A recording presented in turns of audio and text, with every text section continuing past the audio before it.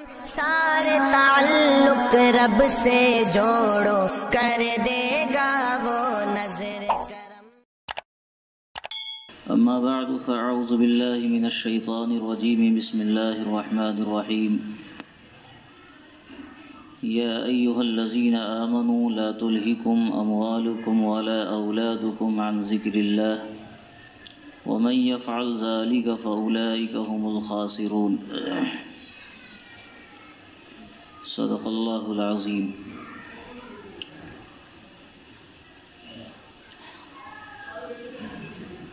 اللہ رب العزت نے اس جہان کے علاوہ جس میں ہم رہ رہے ہیں، ہمارے لیے ایک اور بڑی دنیا بنا رکھی ہے، اور وہ ہے عالم آخرت۔ اور انسانیت کا اصل مقام، اس کا اصل مسکن آخرت ہی ہے۔ اس کی تیاری کے لیے اللہ تعالیٰ نے ہم سب کو اس دنیا میں بھیج رکھا ہے۔ اس دنیا میں جو آدمی جیسی تیاری کرے گا، آخرت میں اسے ویسا ہی مقام ملنا ہے۔ کوئی اچھی تیاری کر کے جائے گا تو اچھا مقام پائے گا، کوئی تیاری اچھی نہیں کرے گا یا سرے سے تیاری نہیں کرے گا تو اس کی تیاری کے مطابق اللہ تعالیٰ اسے مقام عطا کریں گے۔ یہ دنیا گویا دارالعمل ہے، تیاری کا مقام ہے۔ یہ ہمارا مرکز نہیں ہے، ہماری گزرگاہ ہے۔ یہاں رہ کر اصل آخرت کی تیاری کرنی ہے، اور یہاں رہ کر اصل یہ سوچنا ہے، جس کو قرآن کریم نے اپنے الفاظ میں بیان کیا، وَلْتَنْظُرْ نَفْسٌ مَّا قَدَّمَتْ لِغَدٍ۔ ہر وقت یہ استحضار ہونا ہے، ہر وقت یہ خیال دل میں رکھنا ہے کہ کل کے لیے ہم کیا تیاری کر رہے ہیں۔ وہ بندہ کامیاب ہے جو کل کی تیاری کرے گا، اور وہ ناکام ہے جو کل سے غافل ہو جائے گا۔ اسی زندگی کو وہ اصلی زندگی سمجھ لے، اسی دنیا کو وہ اصلی دنیا سمجھ لے، اس کا اوڑھنا بچھونا اسی دنیا کے لیے، کھانا پینا اسی دنیا کے لیے، رہنا سہنا اسی دنیا کے لیے۔ وہ سوچتا ہے تو سوچنا بھی اسی دنیا کے لیے۔ دنیا کے بارے میں بہت بڑا عقل مند، مگر آخرت کے بارے میں انتہائی جاہل۔ تو ایسا آدمی اللہ رب العزت کی نگاہ میں ناکام ہوتا ہے، اور اس کی آخرت اچھی نہیں ہوتی ہے۔ اور جو شخص آخرت کے بارے میں سوچتا ہے، یہ صحیح ہے کہ یہ دنیا اس کی گزرگاہ ہے، تو اس کے بارے میں بھی کچھ نہ کچھ سوچنا ہے۔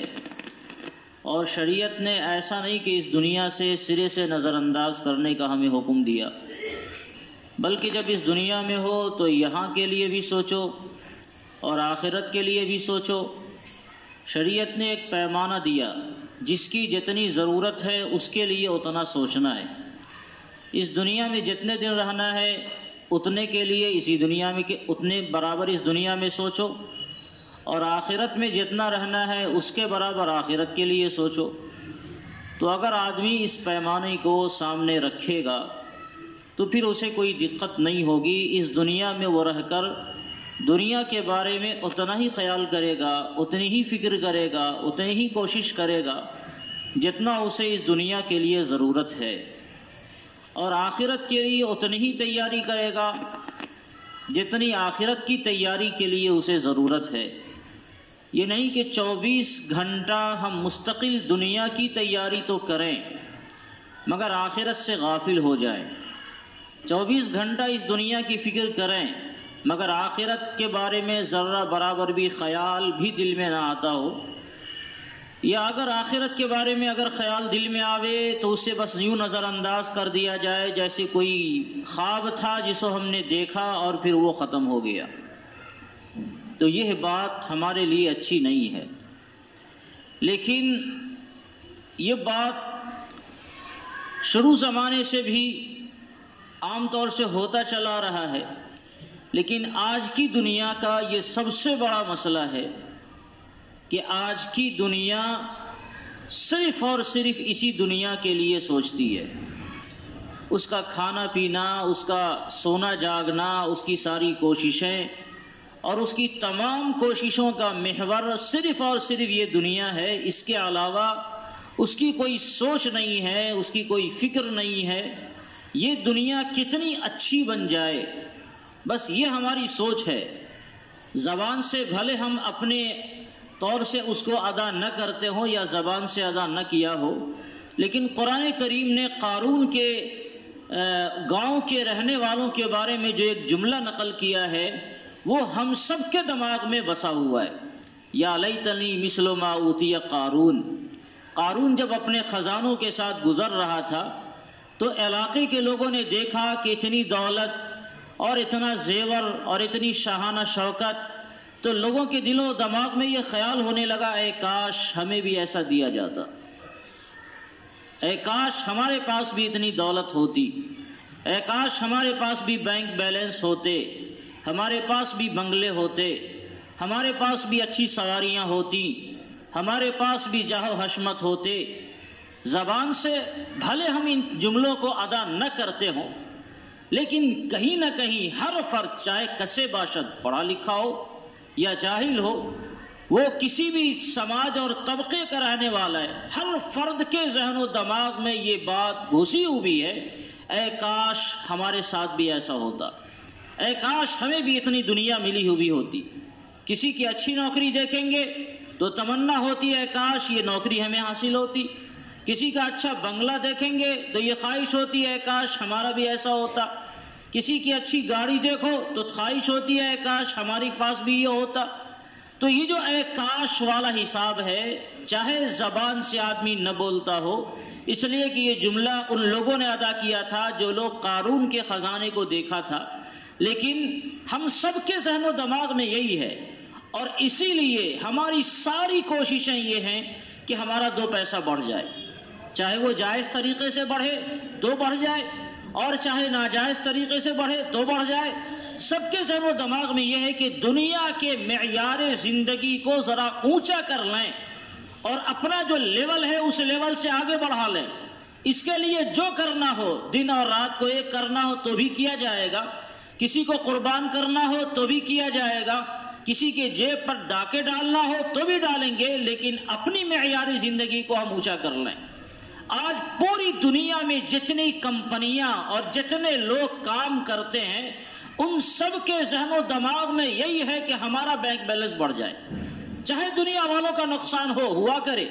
ایک معمولی شیخر پان پراگ بکتا ہے اور اس کے اوپر لکھا ہوا ہوتا ہے کہ یہ کینسر پیدا کرتا ہے، ایک دم چیتاونی کے الفاظ لکھے ہوئے ہیں، لیکن صرف اس لیے کہ اس میں اس کو 2 روپیہ آنے ہیں وہ بیچ رہا ہے. حکومتوں کو اس سے 2 پیسے کا فائدہ ہے، حکومتیں اعلانس دیے ہوئی ہے، اس کی اجازت دیے ہوئی ہے. اب کھانے والا مرے، اس کو کینسر ہو، اس کا پیسہ خرچ ہو اور اس کی دوائیوں میں اس کو بڑے بڑے لمبی رقمیں دینی پڑے. یہ عوام کا مسئلہ ہے، ان لوگوں کا مسئلہ نہیں ہے جو حضرات بیچنے والے ہیں.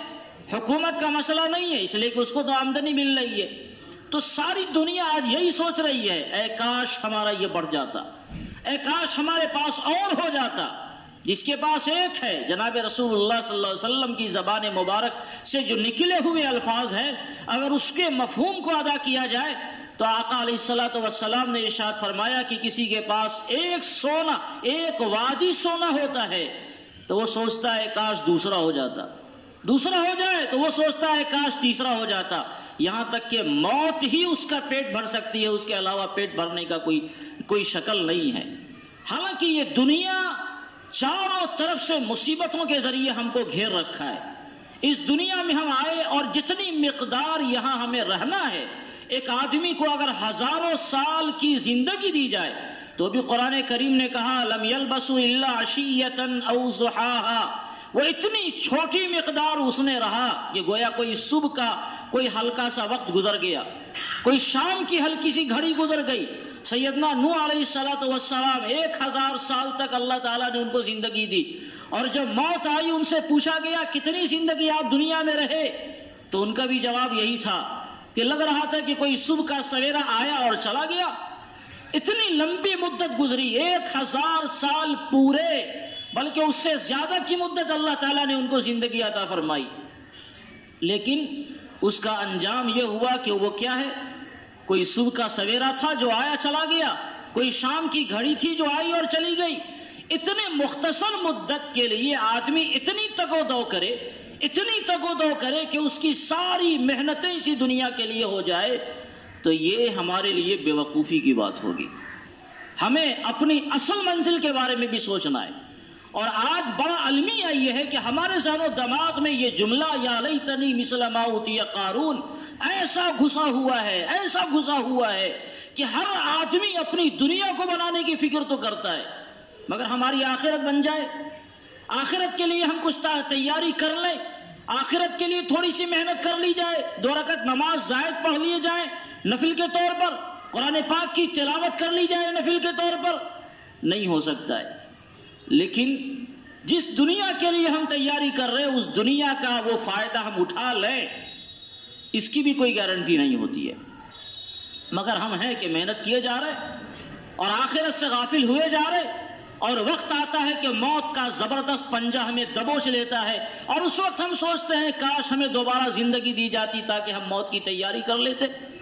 لیکن اس وقت تیاری کے لیے کوئی تمنا کرنا بیکار ہوتا ہے. امام غزالی رحمۃ اللہ علیہ نے ایک بڑی اچھی مثال دی دنیا والوں کے لیے کہ ایک شخص تھا، اس کے پیچھے شیر اس دوڑایا، بھاگا.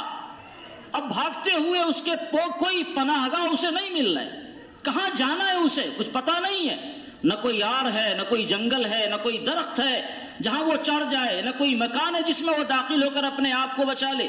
اس نے دیکھا کہ ایک کنواں سامنے نظر آیا. اب اس بندے نے سوچا اسی کنویں میں چھلانگ لگا کر کم سے کم شیر کے پنجے سے اپنے آپ کو بچایا جا سکتا ہے. جب چھلانگ لگانے لگا تو دیکھا کہ نیچے ایک زہریلا سانپ پانی میں تیر رہا ہے. آگے کنواں اور پیچھے کھائی والی بات ہو گئی. اگر کنویں میں کودتے ہیں تو بھی سانپ وہ ڈس لے گا، مر جائے گا، نہیں کودتے ہیں تو شیر پھاڑ کے ختم کر دے گا. اب اس کے سامنے کوئی راستے نہیں بچے، کرنا کیا ہے؟ تو اس نے دیکھا کہ کنویں کے ارد گرد میں کچھ پتلے سے درخت لٹکے ہوئے ہیں. ہوتا ہے چھوٹی سی ٹہنی ہوتی ہے، لٹک جاتی ہے. اس نے سوچا کہ اس کو پکڑ کر اگر لٹک جائے اور پانی کی سطح تک نہیں پہنچے تو یہ ایک شکل ہوگی اپنی جان کو بچانے کے لیے. لیکن اس نے دیکھا کہ اس درخت کو 2 چوہے، ایک کالے رنگ کا چوہا اور ایک سفید رنگ کا چوہا کتر رہا ہے، اور دھیرے دھیرے اسے کتر رہا، اور وقت آئے گا کہ یہ چوہا ان درخت کو کاٹ کے ختم کر دے گا، وہ درخت بھی پانی میں گر جائے گا. لیکن اب اس کے پاس اپنی جان بچانے کے لیے کوئی شکل نہیں تھی، کیا کرتا؟ سوچا کہ تھوڑی دیر کے لیے صحیح کم سے کم اس درخت پر لٹک جائے، اور جب شیر کی مصیبت ٹل جائے گی تو اس سے نکل جائیں گے، کسی طرح اپنے آپ کو بچا لیں گے. چنانچہ اسی کنویں میں وہ گرا اور درخت کو پکڑ کے لٹک گیا، تو شیر سے بھی محفوظ ہو گیا، اپنے آپ کو یہ سمجھ رہا ہے، اور یہ سمجھ رہا ہے کہ ہم اپنے آپ کو ناگن سانپ سے بھی محفوظ کر لیے. لیکن وہ چوہا مستقل، دونوں چوہا مل کر اس درخت کو کترے جا رہا ہے. اچانک یہ دیکھتا ہے کہ وہیں پر ایک شہد کا چھتا ہے جس میں شہد کی مکھیاں تو نہیں ہیں مگر شہد لگی ہوئی ہے. اب اسے لالچ آئی کہ تھوڑا سا چکھ کر دیکھتے ہیں کیسا لگتا ہے. بھوک اور پیاس تو لگی ہی رہی ہوگی اتنا دوڑ بھاگ میں. تو بندہ اپنی انگلی سے ایک ہاتھ تو پکڑے ہوا ہے اور ایک ہاتھ کی انگلی سے شہد کو چکھ رہا ہے. اب شہد کو چکھتے ہوئے اتنا مزہ آیا کہ نہ اسے یہ ہوش رہا کہ ہمارے نیچے کوئی سانپ ہے، نہ یہ ہوش رہا کہ کنویں کے اوپر کوئی شیر کھڑا ہے، اور نہ اسے یہ ہوش رہا کہ اس کے جو درخت پکڑے ہوئے ہیں وہ درخت بھی جلد ہی ٹوٹنے والا ہے. انجام کیا ہوگا ہم آپ سمجھ سکتے ہیں. امام غزالی رحمۃ اللہ علیہ نے اس دنیا کی مثال دے کر لوگوں کو سمجھایا کہ اے لوگوں، ہماری تمہاری مثال اسی شخص کی ہے جو شخص ہر طرف سے حالات سے گھرا ہوا ہے، چاروں طرف سے مصیبت ہیں. ایک طرف وہ شیر اس کی طرف دوڑا آ رہا ہے، موت کا فرشتہ شیر کی شکل میں، اور اس کے پنجے سے انسان کا بچ لینا یہ ممکن نہیں ہے. دوسری طرف اس سانپ کی شکل میں عذاب قبر تیار ہے. اگر آدمی نے اپنے اعمال ٹھیک نہیں کیے تو وہ قبر کے گڑھے میں جائے گا اور عذاب قبر اسے اپنے آپ میں دبوچے گی.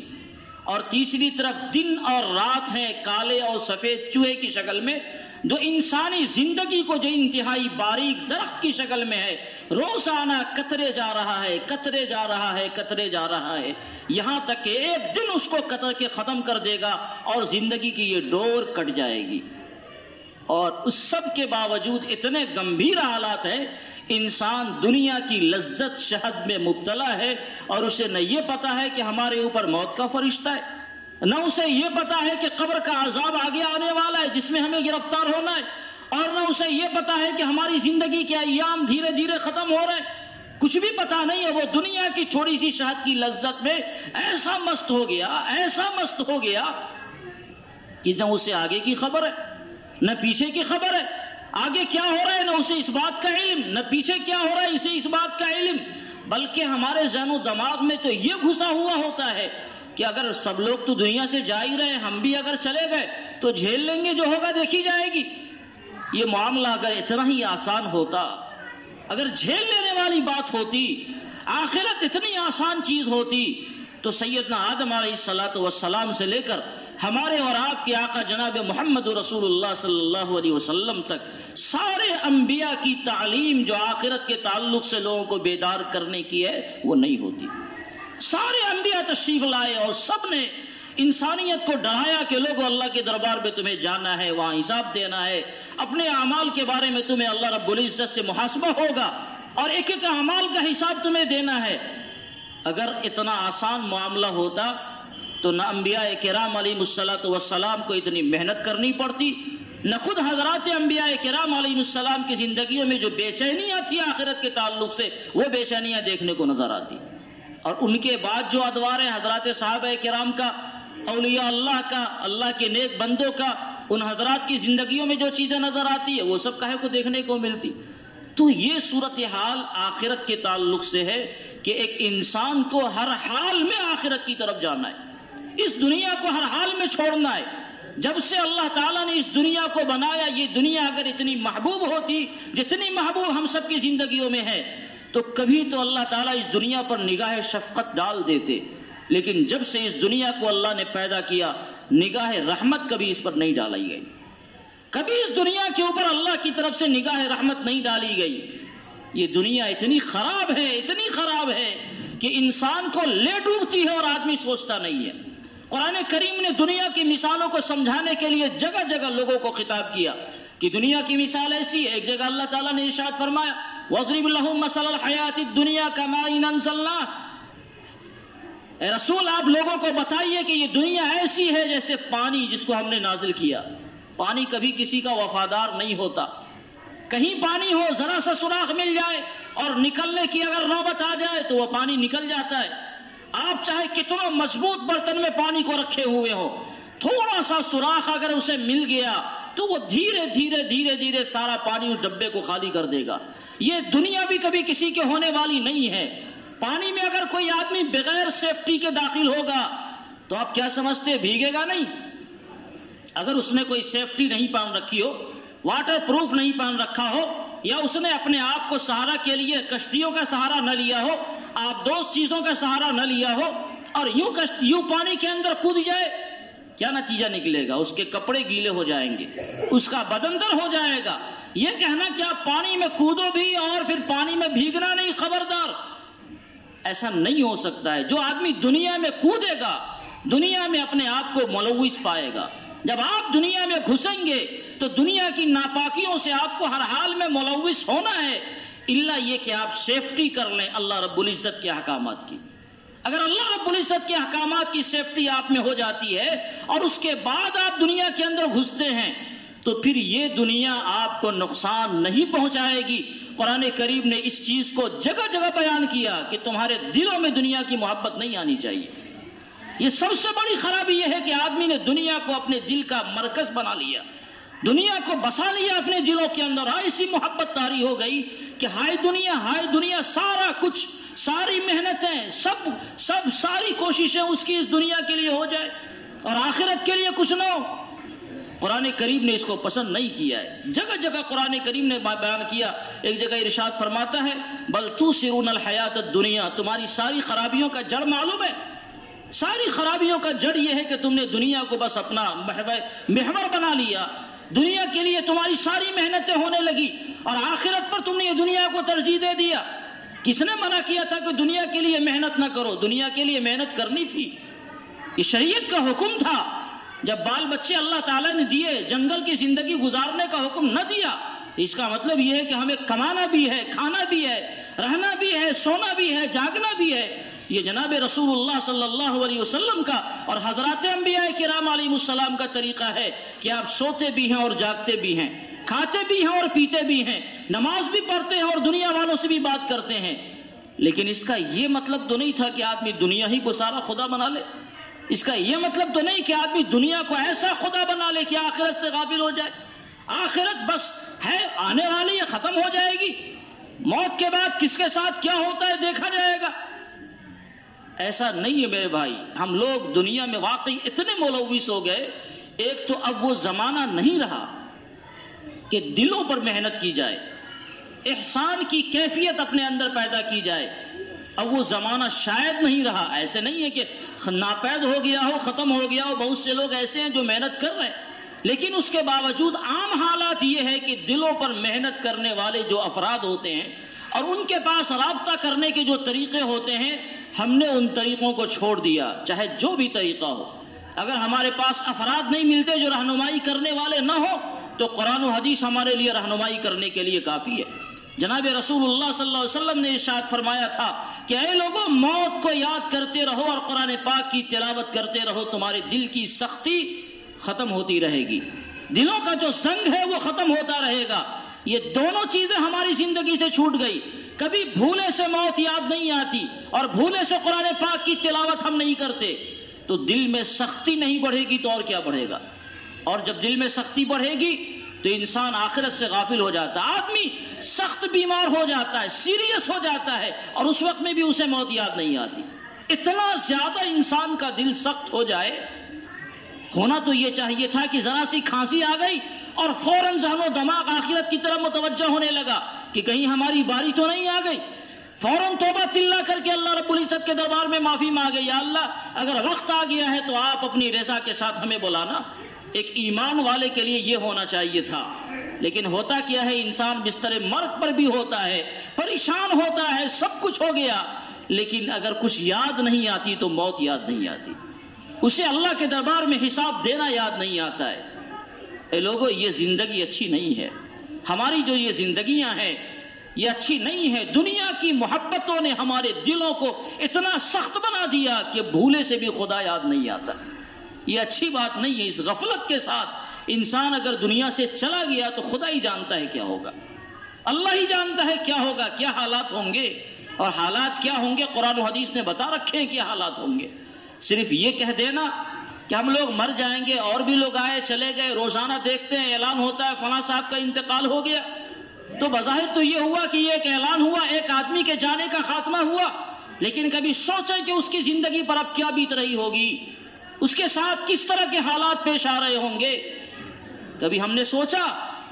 شاید سوچنے کا وقت نہیں آتا۔ قبرستان میں جاتے ہیں اور اپنے ہاتھوں سے مردوں کو دفناتے ہیں، وہ بیچارہ کفن میں لپٹا ہوا ہے جو محلوں میں رہنے والا تھا، آج خاک نصیب نہیں ہو رہی ہے اسے، لیکن اس وقت بھی خیال نہیں آتا کہ کبھی اس جگہ ہم بھی لیٹے ہوں گے۔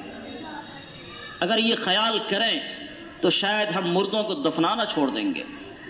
یہ خیال اگر ہماری زندگیوں میں آ گیا تو شاید مردوں کو دفنانا چھوڑ دیں گے۔ یہ ہے اتنی خراب دنیا۔ اس دنیا میں زیادہ دل لگانے کی ضرورت نہیں ہے، اس دنیا سے اپنے آپ کو بچانے کی ضرورت ہے۔ میں یہ نہیں کہتا کہ آدمی اپنے آپ کو اتنا بچائے کہ جنگل میں چلا جائے، یہ رہبانیت ہے جس کی اسلام میں تعلیم نہیں ہے، لیکن شریعت نے یہ تعلیم دی کہ ہر وہ چیز جو اللہ کی یاد سے غافل کرنے والی ہو وہ دنیا ہے۔ یا ایھا الذین آمنوا لا تلہکم اموالکم ولا اولادکم عن ذکر اللہ، اے لوگو اگر تمہارے مال، تمہاری جائیداد، تمہارے بنگلے، تمہارے بینک بیلنس اللہ کی یاد سے غافل کرتے ہیں تو یہ بھی دنیا ہے، اس سے بھی اپنے آپ کو بچاؤ۔ اور اگر تمہاری اولاد، تمہاری بیویاں، تمہارے رشتہ دار، تمہارے بھائی بہن اللہ کی یاد سے تمہیں غافل کرتے ہیں تو یہ بھی دنیا ہے، اس سے بھی اپنے آپ کو بچاؤ۔ اپنے آپ کو اللہ کی یاد سے غافل کرنے سے بچانا، یہ مقصود ہے، دنیا کو چھڑوانا شریعت کی نگاہ میں مقصود نہیں ہے۔ ایک آدمی مصلی پر بیٹھا ہوا ہے، پوری رات وہ اللہ کی عبادت میں گزارا ہے، لیکن اس کا دل دنیا میں اٹکا ہوا ہے، اس کا مطلب یہ ہے کہ وہ دنیا میں پھنسا ہوا ہے۔ اور ایک شخص وہ ہے جو تجارت کے لیے دکانوں میں ہے، وہ دوڑ بھاگ کر رہا ہے اپنی تجارت کے لیے، دو روٹیوں کے لیے وہ مستقل پریشان حال ہے، لیکن رجال لا تلہیہم تجارت ولا بیع عن ذکر اللہ کا وہ مصداق ہے۔ تجارت میں ہے مگر اس کا دل اٹکا ہوا ہے اللہ رب العزت کی طرف، تو یہ آدمی کامیاب ہے۔ شیخ صحاب الدین سہروردی ایک بڑے بزرگ گزرے ہیں، کشف ہوتا تھا انہیں، ایک مرتبہ حج کو گئے تو انہوں نے ایک دیکھا ایک شخص کو خانہ کعبہ کا غلاف پکڑ کے زار و قطار ہوئے جا رہا ہے۔ ہمارے اور آپ کی نگاہوں میں یہ واقعہ آئے گا تو کیسا رش کریں گے، بندہ کتنا خوش نصیب ہے، خانہ کعبہ کا سایہ ملا ہوا ہے، اس کا غلاف ملا ہوا، اور یہ پکڑ کر اللہ رب العزت کے سامنے گر گرائے جا رہا ہے، یعنی اس کی زبان سے جو جملہ نکلے گا وہ قبول ہو جائے گا۔ لیکن جب شیخ شہاب الدین نے اس کے دل کی طرف توجہ کی تو اس کا دل اللہ کی یاد سے غافل تھا۔ پتہ چلا کہ یہ بندہ اس لیے نہیں رو رہا ہے کہ اسے اپنے گناہوں پر ندامت، اس کے ساتھ اور بھی لوگ حج کرنے آئے ہوئے ہیں، تو یہ دکھلا رہا ہے کہ میں اتنا رو تاکہ میرے لوگ دیکھیں اور گھر جا کر کہیں دیکھو فلاں بندہ تو خانہ کعبہ کا غلاف پکڑ کے گر گرا رہا تھا۔ تو اس کا یہ رونا اللہ کے یہاں قبول نہیں ہے۔ اور انہوں نے دیکھا، پھر عرفات میں گئے تو عرفات میں گئے تو دیکھا ایک بندہ میدان عرفات میں اپنے معمولات کو چھوڑ کر دکان لگائے ہوا ہے، وہاں دکان لگا رکھی ہے اور دکان پر بھیڑ ہے، لوگ آ رہے ہیں جا رہے ہیں، سامان خرید رہے ہیں، یہ کر رہے ہیں وہ کر رہے ہیں۔ اس کے دل کی طرف بھی توجہ دی کہ اس کے دل کا کیا حال ہے، تو وہاں دیکھا کہ اس کا دل ایک لمحے کے لیے بھی اللہ کی یاد سے غافل نہیں۔ ایک طرف ایک بندہ جو خانہ کعبہ کے سائے میں گر گرا رہا ہے، اس کا دل اللہ کی یاد سے غافل ہے، اس کا رونا اللہ کے یہاں کوئی قابل قبول نہیں۔ اور ایک وہ بندہ ہے جو تجارت میں ہے لیکن اس کا دل اللہ کی طرف متوجہ ہے۔ یہ ہے اصل جس کو شریعت نے طلب کیا ہے ہم سے کہ آدمی دنیا میں رہے مگر دنیا سے ایسا غافل رہے کہ اس کو مقصود نہ بنا لے، ایسا غافل رہے کہ اس کو مقصود نہ بنا لے۔ علامہ روم نے بڑی اچھی مثال دی کہ کشتی کے لیے پانی کا ہونا ضروری ہے، مگر وہ پانی اگر کشتی میں آ جائے تو پھر اس کشتی کی ہلاکت کا سبب ہوتا ہے۔ ایسے ہی اس انسانی زندگی کے لیے دنیا کا ہونا ضروری ہے۔ بعض دفعہ تو ایسا بھی ہوتا ہے کہ اگر آدمی کے پاس مال و دولت نہ ہو تو جناب رسول اللہ صلی اللہ علیہ وسلم کے الفاظ ہیں کاد الفقر ان یکون کفرا، بعض مقامات پر انسان کی تنگ دستی اسے کفر تک پہنچا دیتی ہے۔ یہ بھی حالات دنیا نے دیکھے اور دیکھنے کو ملتے ہیں۔ ایک آدمی پریشان حال ہے، کھانے کو نہیں ہے، دانے دانے کو ترس رہا ہے، اب کوئی مشنریاں آتی ہیں جو غیر مسلموں کی ہوتی ہیں اور اسے لٹریچر تھما دیتی ہیں، آؤ تم میرے اسکول میں پڑھو میں تمہیں فلاں دوں گا، میرے یہاں پڑھو میں تمہیں یہ کام کر دوں گا، تمہیں مہینہ باندھ دوں گا، اور آدمی صرف 2 روٹی کے لیے اپنے ایمان کا سودا کر دیتا ہے۔ کاد الفقر ان یکون کفرا، یہ صورتحال ہوتی ہے۔ اور دوسری طرف یہ ہوتا ہے کہ جب اللہ تعالیٰ دنیا دیتے ہیں تو آدمی اس دنیا کے تقاضے کو ایسا پورا کرتا ہے کہ اس دنیا کی وجہ سے آدمی جنت کا مستحق ہو جاتا ہے۔ تو دنیا کے چھوڑنے کا مطلب مال و دولت کو دریا برد کر دینا نہیں ہے، اس کا مطلب یہ ہے کہ آدمی اللہ سے غافل نہ ہو، اپنی موت سے وہ غافل نہ ہو۔ اگر موت سے غافل نہیں ہے پھر اس سے بڑا مبارک کوئی نہیں۔ اگر اللہ تعالیٰ نے دنیا دے رکھی ہے بہت شکریہ ادا کرے، اور اگر نہیں دیا تو صبر کرے، دونوں حالت میں ہمارے لیے لڈو ہے۔ حضرت موسیٰ علیہ السلام کے زمانے میں ایک بندہ تھا، بڑا فقیر تھا، 2 روٹی کو ترس رہا تھا۔ اس نے حضرت موسیٰ علیہ السلام سے درخواست کی، دیکھا کوہ طور پر تشریف لے جا رہے تو ان سے درخواست کی کہ حضرت اللہ رب العزت کے سے ہم کلام ہونے کے لیے آپ تشریف لے جا رہے تو اللہ تعالیٰ سے درخواست کیجیے گا میری طرف سے کہ میرے مقدر میں جتنا ہے اللہ تعالیٰ یک بارگی ہی مجھے دے دیں، کم سے کم کچھ دن تو چین کی زندگی ہم گزار لیں گے۔ یہ سویرے کھاتے ہیں تو شام کے لیے ترستے ہیں، اور شام کو کھاتے ہیں تو سویرے کے لیے ترستے ہیں، یہ عجیب زندگی گزر رہی ہے۔ ارے جتنا ہمارے مقدر میں ہے کم سے کم 2-4 دن اچھی طرح زندگی گزار لے، زندگی کا لطف لے لیں کم سے کم، اس کے بعد جو ہوگا دیکھی جائے گی، بھوک سے مر جائیں گے۔ تو حضرت موسیٰ علیہ السلام نے اللہ رب العزت سے درخواست کی کہ یا اللہ آپ کا فلاں بندہ ایسا ایسا کہہ رہا تھا۔ تو اللہ تعالیٰ نے جو اس کے مقدر میں تھا، چند بکریاں، چند بورے غلے اور جو کچھ سامان ہو سکتے ہیں جو مقدر میں تھا، یک بارگی اسے مل گیا۔ کیسے ملا وہ اللہ تعالیٰ جانتے ہیں، اسے مل گیا۔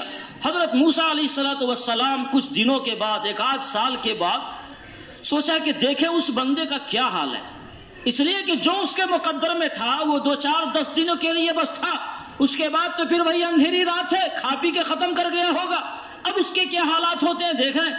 تو جا کے دیکھا کہ ارے شاندار بنگلہ بنایا ہوا ہے، اس کے گھر میں گیا تو مہمانوں کی لمبی قطار ہے، اپنے دوستوں کے ساتھ، مہمانوں کے ساتھ رنگ برنگے دسترخوان پر کھانے سجائے ہوئے اور کھا رہا ہے شاندار۔ اب حضرت موسیٰ علیہ السلام نے اللہ تعالیٰ سے پھر درخواست کی، خدایا یہ ماجرا سمجھ میں نہیں آیا، وہ چند چیزوں کی وجہ سے آدمی بنگلہ بھی نہیں بنا سکتا، چاہے جائے کہ اس کے پاس دولت کے انبار ہو گیا، ایسا کیسے ہو گیا؟ تو اللہ تعالیٰ کی طرف سے جواب آیا کہ بات اصل یہ ہے کہ اس کے مقدر میں جو تھا وہ تو اسے ملا، لیکن اس نے ہمارے ساتھ تجارت کر لی تھی، ایسی تجارت جو نفع بخش تجارت ہوتی ہے۔ قرآن کریم نے اس کا حکم دیا ہے کہ اللہ سے تجارت کرو، اس نے ہمارے ساتھ تجارت کر لی، جو مال ہم نے اسے دیا وہ مال وہ اللہ کے دربار میں لٹاتا چلا گیا، اللہ کے بندوں کو دیتا چلا گیا، جو مستحق آیا اسے دیا۔ اور ہمارا قانون یہ ہے کہ ہم کسی چیز کے بدلے کم سے کم 10 گنا عطا کرتے ہیں، زیادہ کی تو کوئی انتہا نہیں ہوتی۔ تو اس بندے نے ہم سے تجارت کی، اسے مال تو واقعی تھوڑا ملا تھا، وہ تھوڑا مال اسے مہینے بھر کے لیے کافی نہیں تھا، لیکن اس تھوڑے مال کو اللہ کے ساتھ تجارت میں لگایا تو اللہ تعالیٰ نے اتنا بڑھایا کہ کل کا فقیر آج کا ارب پتی بن گیا۔ تو اگر دنیا کو چھوڑ دینا ایسا ہی مقصود ہوتا تو یہ صورتحال نہیں ہوتی، زکوٰۃ فرض نہیں ہوتی، حج فرض نہیں ہوتا، قربانی فرض نہیں ہوتی، یہ ساری عبادتیں مال سے متعلق ہیں۔ پتہ چلا کہ اصل دنیا کو تج کر دینا مقصود نہیں ہے، اصل یہ ہے کہ دنیا ہمارے دلوں میں نہ سما جائے، دنیا کی وجہ سے آدمی کے ذہن و دماغ میں اکڑ پیدا نہ ہو جائے کہ یہ میرے بازو کی کمائی ہے، جیسا کہ قارون نے کہا تھا۔ دنیا کی وجہ سے انسانوں کا ذہن و دماغ اور اللہ رب العزت کی طرف جھکے اور عاجزی وہ بندہ کرے کہ خدایا آپ کا احسان ہے، ہم تو کچھ بھی نہیں تھے، آپ نے ہمیں دیا، یہ تو احسان آپ کا ہے کہ آپ نے دیا۔ جب انسان اللہ کے سامنے اور جھکتا ہے تو یہی دنیا اس کے لیے آخرت بن جاتی ہے، اور اس دنیا میں رہ کر انسان اللہ تعالیٰ کو پا لیتا ہے۔ کہنا یہ ہے کہ ہم جو دنیا میں پھنسے ہوئے ہیں، ایسی غفلت، لا تلہکم اموالکم ولا اولادکم عن ذکر اللہ، اللہ تعالیٰ کا حکم ہے کہ اے لوگوں، نہ تمہارے مال اور نہ تمہاری اولادیں اللہ سے تم کو غافل کرنے والے بنے۔ ایسا نہ ہو، ہمیشہ چوکنا رہو کہ جو مال اللہ کی یاد سے تمہیں غافل کرنے والا ہو، اپنے آپ کو چوکنا کر لو کہ اس مال کو غافل کرنے والا نہ بناؤ۔ جو اولاد تمہیں اللہ کی یاد سے غافل کرنے والا ہو، چوکنا ہو جاؤ، ایسے اولاد سے اللہ کی پناہ چاہو۔ انما اموالکم واولادکم فتنہ، یہ تمہارے لیے فتنہ ہے، اس میں پڑھ کر اللہ سے غافل نہیں ہو جانا ہے۔ اور جب آدمی اللہ سے غافل نہیں ہوگا تو یہی دنیا اس کے لیے آخرت بنے گی اور آخرت کی کامیابی کا ذریعہ بنے گی۔ اللہ تعالی ہم سب کو سمجھنے والا بنائے اور اس پر عمل کرنے والا بنائے اور آخرت کی تیاری کرنے والا خصوصیت کے ساتھ بنائے۔ اللہ تعالی اپنے دل میں اپنا خوف اور اپنی محبت پیدا فرمائے۔